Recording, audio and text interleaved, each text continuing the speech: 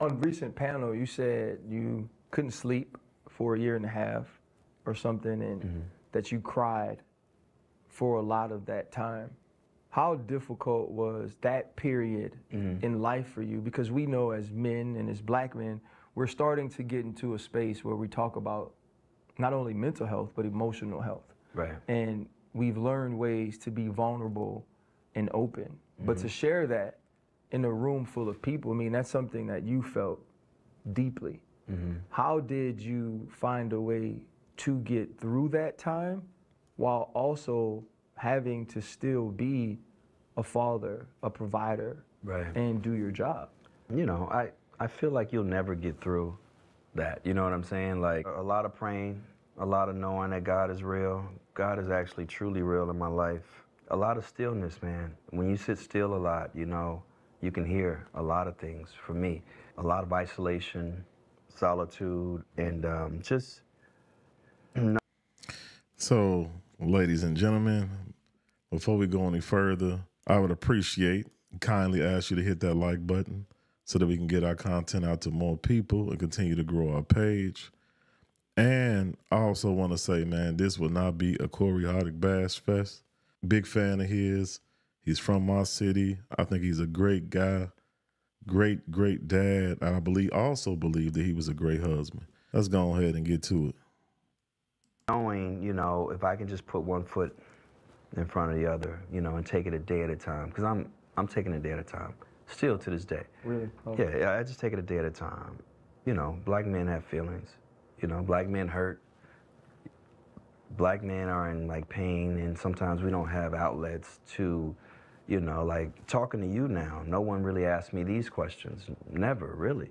So it's like sometimes we feel like we're dealing with it alone, not unless you have like a therapist or, you know, a close confidant or like friend. But it's not easy because it feels like as a black man, you can't show vulnerability to the world, you know, because it's a form of weakness. But it should be looked at as a form of strength, you know, like men do need to cry, you know, because when it's all bottled up, you know, and inside, you know, that's when stress, things can happen, different tensions. You got to be able to have a. So fellas, men, all my brothers out there that's going through situations, whether it be secondarily to, you know, the breakup of a marriage or long-term relationship, take the time to do what you need to heal, to get your mental health in order, because it will manifest in other ways if you bottle it up. Find someone that you can confide in. One of my mentors told me to fellowship with other men. I didn't say goofy people, goofy guys that's going to run back and tell your business or make jokes about it. I'm talking about find you an older brother or uncle or somebody that's gone through what you're going through that can help give you some, you know, some substantive guidance so that you can, you know, get through that difficult situation, because it is a trial. But make sure that you do everything that you have the means to do, including getting therapy if needed. An outlet to release. Like I said, that's the only way that you can get to the true healing of everything. So yeah, when I was speaking in Miami, that's just how I felt at the time. You know, so to this day, I look at my kids and say, Daddy got you forever. You know, I look at my daughter, you know, when they smile at me and they know Daddy really loves them. My son knows Daddy really loves me. That's what brings me joy right now, and that's what keeps me saying, I'm on my way. I want to be the biggest in the world, you know, from a humble place, but I feel like from a skill set, I feel like I am that dude. Like, that's just how I really feel, and I feel like I can step into that more because of my children, because of my mom and having the promise I gave her, and I'm ready to do all those things. So that's okay. So guys, one thing that I want to say is like I previously said, I think Cory Hardricts is a good guy. I think that he's gone through absolute hell because he was a good man, a good husband, and I do believe that his wife, Tia Mowry, did what a lot of women do. they wake up one day and they say, well, you know what? I'm bored. I'm unhappy. I want to do something different. I want a new experience. Because in so many words, she said that in some interviews. And she unilaterally destroyed their family. And I'm not taking a shot at her, but this is something that we know that's common. We see it a lot in today's society where women wake up one day and say they're not happy and then they just end the relationship. And what it does is it changes the trajectory of the children's lives, because children who have two parents in the home, obviously, studies show, the facts have revealed that there are better outcomes. We're not saying that it's perfect, that it's definitive, but there tends to be better outcomes in every facet when it's two parents in the home. But this was a good man. You can tell the way that he talks. You can hear the hurt in his voice when he speaks, the pain, the trauma, the post-traumatic relationship syndrome, like I like to call it. And this is actually, that post-traumatic relationship syndrome is actually a thing. It's really something that's like a medical diagnosis, right? And so I believe that every man at some point in his life deals with that. And especially in today's society, because men get up, they go out to work, build up a life for themselves, find them a mate that they think is in alignment with them or equally yoked with them.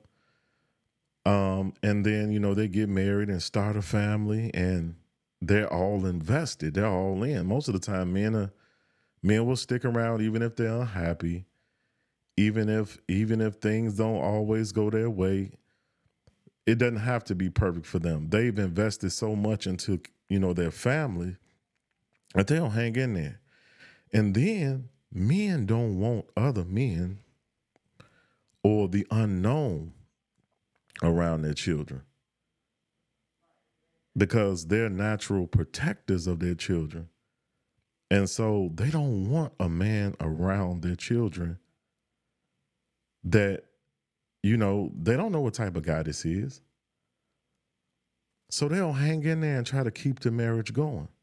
They know how to get out and, you know, go have a good time to de-stress and, you know what I mean, to get things off of their chest that are bothering them in a relationship, but they hang in there. Women do just the opposite. They don't care about the time invested in a lot of cases. In many cases, in most cases, I would venture to say, they don't care about the time invested. They only care about the way they feel at the moment. To hell with the way they felt. To hell with the time and the sacrifices that were made to build this reality. Everything that's going to come crashing down. To hell with how our children are going to be affected. I'm just going to do what I feel like will make me happy, which 9 times out of 10 doesn't end up even making them happy. It doesn't end up even making them happy. They go out into the world and they find out, well, what a fucking world it is. The world is a mess. And I would suggest to anybody who's got a good thing, it might not be perfect, hang in there. Because, man, the dating scene these days, oh, mom, listen, trust me, you probably won't make it. You probably won't make it. But like I said, I've said it from the get-go. This guy was a good man. He had a selfish wife. And like I said, I ain't taking no shots at her. And she decided to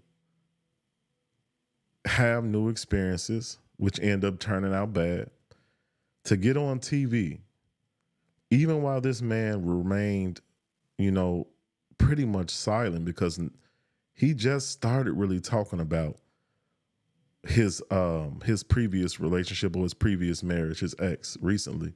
And he doesn't even really talk about her. He just talks about the hurt and the pain that he feels. But Tia Mowry, on the other hand, has gone all over talk shows and television talking about dating and all of this, and it's just embarrassing. And he kept his mouth closed the whole time and grieved. He kept his mouth closed and grieved. And like most men, when you're going through a time like that, it's usually only you and God. You're lucky to have a good friend to be able to go to and sit down and have a good conversation, or a mentor, somebody that can guide you, because you usually can't go to any of the women in your life. I mean, even if you go to your mom, you know, your mom's probably good on advice and everything, but she has her feelings. Now she's upset with the woman and upset with you because you didn't react this certain way. They might call you soft because you're hurting.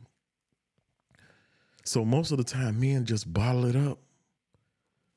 They don't talk about it. They just deal with it. It's just the man, what he's going through, and God. And in many cases, it takes years for that man to, you know, return back to his normal self. And each time that things like that happen to a man, it's like he returns to his normal self in the sense that he's able to function. And, you know, the sting of what happened is not there as much, but he starts to become a different man eventually. And he starts to be more protective of his feelings, the way he moves, how he opens up. He deals differently with women in a way to protect himself from that type of feeling again. Because it can be hurtful. All of us have been through it at one time. And the man said that he has laid in his bed and cried. He cried for a whole year. That's tough. And I'm going to be one of those men throughout my journey building this channel that's going to advocate on behalf of men. Because women, they stick up for each other. They won't tell each other the truth, but they'll stick up for each other in they bullshit, good or bad. They got the girl side, right or wrong, the truth or a lie. Most of the time it's a lie. But I'm going to be one of those creators that's going to advocate for men, because we need to. And this is a good man here. He was a good husband, a great father who was shitted on like so many other men. And you know what? Before I go, the crazy thing about it is that in 99% of those situations, when a relationship goes bad, they tend to say, "What did you do?" Talking to the man. "Oh, you cheated. Oh, you did this. Oh, you did that."